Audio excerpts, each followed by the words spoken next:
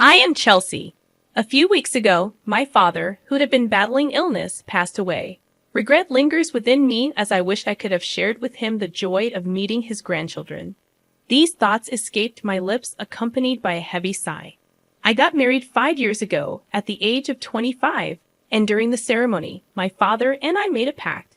I promised to inform him first when I got pregnant. Sadly, that promise remained unfulfilled. My only regret about my father centers around this unkept promise. His illness had been discovered a year ago, and since then, I devoted myself to doing everything I could for him. Regular visits to my parents' home and the hospital with my mother became a routine. I increased the frequency of phone calls and video chats, exhaustively exploring every avenue to support him. Despite my efforts, a lingering doubt persists. Could I have done more? As I mull over these thoughts, my mother, sitting beside me, reassures me. You did well, Chelsea. Your father would be satisfied. Just then, my sister Portia returns, accompanied by the family lawyer. The mid-40s man hands me his business card, introducing himself as Samuel, the attorney. My mother guides Samuel to a seat, and as soon as he settles in, my sister blurts out, I heard from this lawyer that Dad left quite an inheritance. I quickly clarify, it's not all for you, Portia. Her expression sours, and we exchange glares. Our strained relationship, exacerbated by my sister's distant attitude since our father's illness was discovered, hangs heavily in the room. I try to address the tension, stating, I may have said it wrong, worried about him, but you don't have to be so stubborn. She retorts, I'm not being stubborn. I live in the city. It's not easy to come to the countryside. Our argument reveals deeper issues and the lawyer intervenes, urging us to calm down. Apologies are exchanged, but the lawyer redirects the focus, stating, as I mentioned on the phone, I have your father's will. My mother inquires when this occurred, and Samuel responds, a few weeks before he passed away, he contacted me. The lawyer had visited the hospital, where my father, with his primary physician present, had finalized his will. It had been arranged for the physician to inform the lawyer upon my father's passing. Now, with a white envelope in hand, the lawyer places the will in front of us, confirming, this is the will, undoubtedly in your father's handwriting. I murmured as I verified the characters on the envelope. My sister Portia appeared somewhat irritable, but she dismissed it, saying, never mind, just tell us what's in it. I'm busy. You know that very well, she added, addressing the lawyer with a wry smile. With that, he opened the envelope, revealing a single sheet of paper. The contents outlined that, aside from the house and land, my father's inheritance included some savings and a storage shed. While we were aware of the house and land, the mention of a storage shed puzzled me. As I contemplated this, my sister, visibly annoyed, interjected, wait a minute. You didn't mention the farm. The lawyer acknowledged the oversight and explained, yes, the farm your dad used to work on as a hobby. He recounted how, after turning 50, my father decided to close his company in the next town and focus on farming near our home.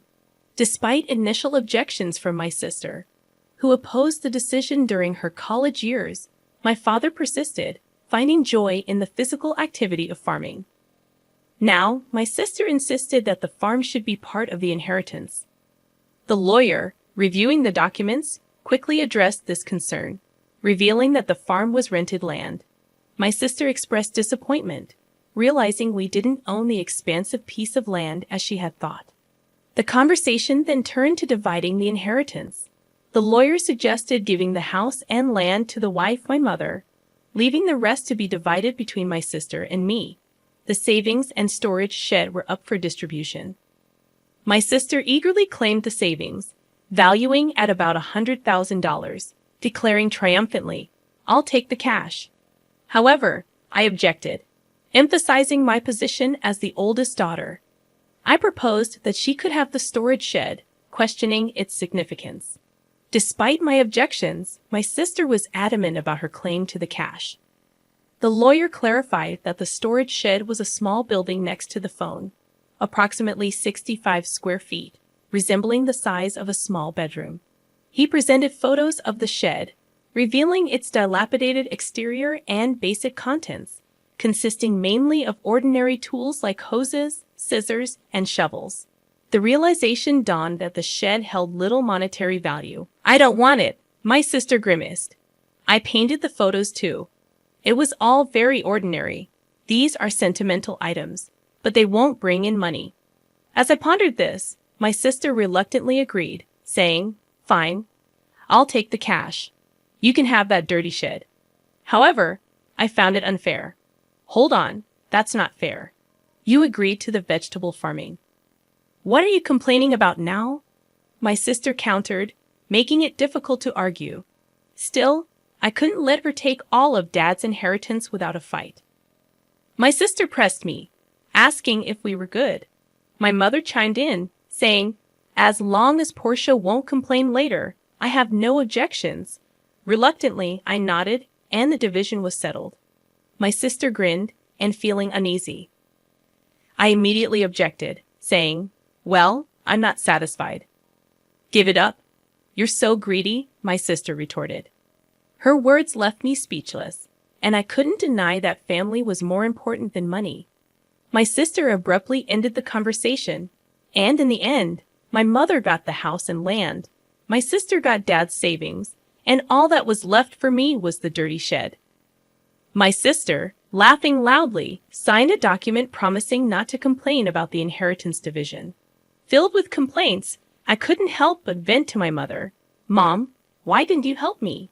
My mother replied, "I did help you. I made sure you got the shed."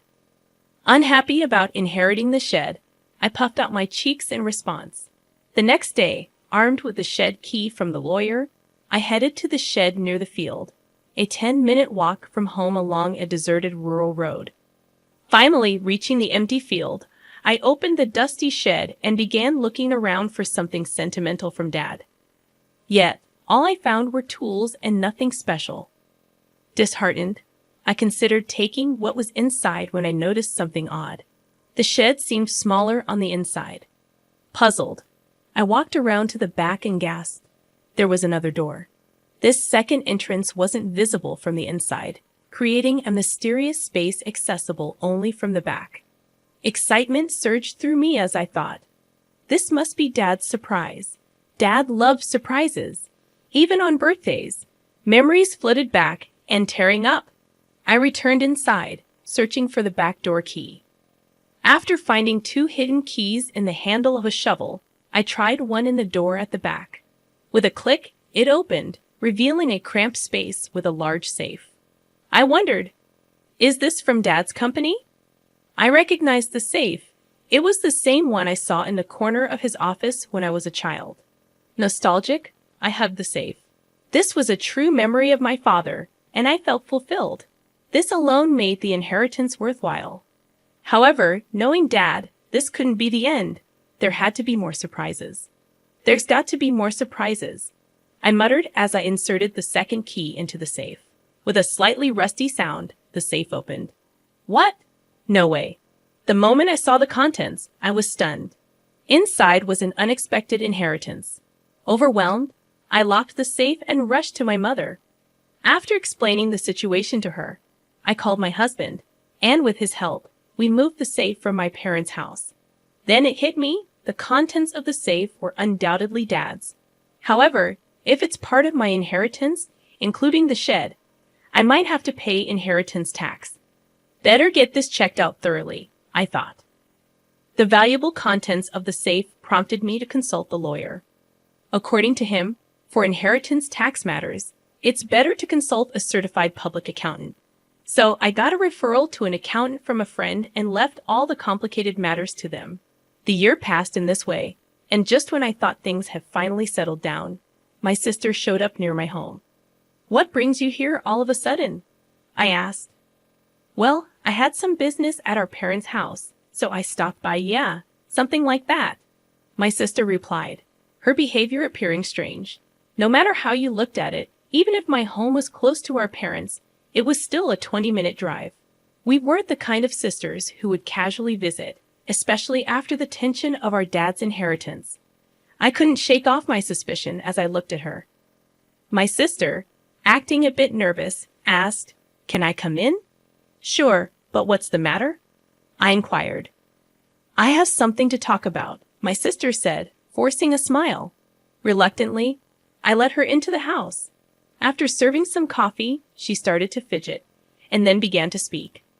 "So, did you win the lottery or something?" she asked. "What? No. I didn't," I replied. "Then did your husband get a bonus?" she questioned, puzzled. "I never buy lottery tickets because I'm not interested. My husband, who's a salaried worker, does get a holiday bonus, but it's not that time of year," I explained.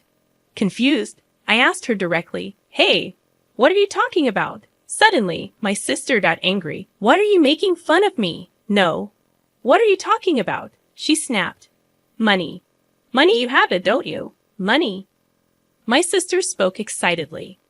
It was a story from a few days ago. Living in the city, my sister had run into our aunt by chance, and the woman started the conversation like this. "I know how hard it's been for you since you lost your father. Are you doing okay?" "Yes, well, I visited him many times when he was sick. Thank you. But you must be relieved, right? Getting such a big thank you gift." "Thank you gift?" "Yes, your sister sent me a $500 gift card as a thank you for visiting him." What caught my sister's attention was the gift card. Hearing that I had sent it, she was convinced I had come into some extra money. "You got a windfall, didn't you? Just admit it." My sister interrogated me. "Ah, that's what this is about," I sighed. My sister didn't like my attitude and yelled, "What's with that attitude? Are you mocking me?" "No, it was a thank you gift." "So, where'd you get the money for it?" "That's what I want to know." "From the inheritance, remember?" I replied. "So I sent thank you gifts to relatives who had helped us," I began, and upon hearing this, my sister frowned. "All you got was that dirty shed," she remarked. "Yes, that's true. But you can't sell that for money." However, there was a safe inside it, and that's where the real inheritance was. A safe? A real inheritance? I carefully explained to her about the watches in the safe, all valuable items collected by my father as a hobby during his lifetime. However, I didn't know their exact value. On the other hand, the remaining savings were about $100,000. Considering he was a business owner who could retire early, that amount seemed small, leading me to think he might have invested a lot in those watches. "If they're valuable, you'll have to pay inheritance tax," my mother had said after seeing the contents of the safe. "What should I do, Mom?" When I asked, my mother thought for a moment and advised, "Things like this always come out. You should declare it properly." "How?" "Well, let's ask that lawyer we spoke to recently." So I consulted the lawyer again, and I was told that if you inherit valuables, the inheritance tax is determined by their value. At that time, I was also told that a certified public accountant could handle it for me. As a result, it was found that the watches alone were worth at least $500,000. With watches this valuable, you'll have to pay inheritance tax. How should I pay it? I asked. The lawyer suggested, how about keeping the ones you're emotionally attached to and selling the rest? Certainly, it didn't make sense to me, who didn't know the value, to hold on to such expensive watches. I'd rather someone who understands their worth have them. With that thought, I sold some of the watches, used the money from the sale to pay the inheritance tax, and sent thank you gifts to the relatives who had helped us. Those thank you gifts were the gift cards my sister was talking about. By the way, what I kept were items like the pocket watch my father often wore. I showed my sister the pocket watch as I told her this story. This one isn't expensive, but it holds the most memories for me. However, my sister frowned upon hearing my story. What? You don't have any left? She questioned. No, there are still some in the safe. Where's the safe? I explained. It's at Mom's. The safe is too big for this house. It's the one Dad used at his company. My sister looked away, seeming deep in thought. I felt uneasy seeing her like this, but right after that, she stood up and said, I'm leaving. Now that I know where the money came from, and left. Considering how money-minded my sister is, I thought she might demand some of the money from the watch sales. I was relieved she left without making a fuss. However, in my relief, I forgot the unease I had felt earlier. My sister isn't that understanding, and I had forgotten that. I was reminded of this late that night when I got a call from my mother. "Chelsea, it's urgent. Come over right away." "What happened, Mom?" "It's just really bad," my mother said, frantic and unclear. My husband and I rushed to my mother's house, and as we approached, we noticed something strange. The area around my parents' house was lit up in red. "What's going on?" The reason became clear as we got closer. Several police cars were parked outside my parents' house. I navigated through the crowd and called out to my mother. "What happened, Mom?" According to her, it was after 9 p.m., and feeling tired, she had gone to bed already. Soon after, she heard strange noises. Sounds like someone searching for something coming from beyond the door. "Oh, it's a burglar," my mother instantly thought. However, she was the only one in the house, feeling helpless. She decided to escape through the window. Looking back, she saw the light of a flashlight moving inside the house. This is definitely a burglar, she was convinced. Running to the neighbor's house, she urgently said, "Help. There's a burglar." Hearing this, the neighbor immediately came out. They too saw the swinging light my mother was pointing at and called the police, thinking it was a burglar. However, it wasn't a burglar at all. It was my sister who had sneaked into the house to rummage through the safe after hearing my story. Neither my mother nor the neighbor had any way of knowing this. Soon, the police arrived, and naturally, my sister was shocked. Realizing she was in trouble, she tried to make a quick escape. Of course, it's her own family home, so there's no need to run. Yet, in her panic, my sister thought she had to escape. In her rush, she bumped into the open door of the safe. Just then, the already unstable safe toppled over, falling right onto her as she tried to flee. So, Portia got trapped under it. Yes, that's what happened. "Is she okay?" I asked. "She was taken to the hospital by ambulance, but she keeps saying her leg hurts." What on earth was she thinking? I was truly dumbfounded. Afterward, my mother and I apologized to the police officers who had come to help, feeling bad for calling so late. I also phoned my sister's husband. "Wait, you're saying Portia broke into her own family home and got injured?" he questioned. "Yes, that's correct." "What is Portia doing? She doesn't even do housework. I'm really sorry about my sister." "That's it. I'm filing for divorce." "Divorce?" Actually, according to my sister's husband, she had racked up a considerable amount of debt. Apparently, she had been spending a lot on brand name items, and he had just found out. They had a huge fight, and in the end, my sister stormed out of the house, saying, "I'll borrow from Mom and pay it back." Turns out she had already used the $100,000 she inherited to pay off her debts. Still short, she came to me to scrounge for more money. Learning about the contents of the safe led to her actions, which in turn led to this whole mess. No wonder her husband was furious. In the end, my sister, who had fractured her leg, was hospitalized. Her husband came to the hospital and started talking about divorce. Naturally, my sister made a scene. "I'm not getting a divorce. Absolutely not." But it was too late. Her husband had brought the divorce papers. Seeing them, she had no choice but to sign. Now she's lying in her hospital bed stunned. There's a part-time job magazine next to her, so she's probably planning to start working part-time to pay off her debts. That would be a relief for me. As for me, I decided to move back to my parents' home after all the commotion. Of course, I'm worried about my mother. But there's another reason. I found out I'm pregnant. My husband and I talked it over and decided to move back home and have my mother help us with the children and childcare. I wish I could have told my father about the pregnancy while he was alive, but I'm sure he would be happy for us. So I'm looking forward to giving birth to a healthy baby.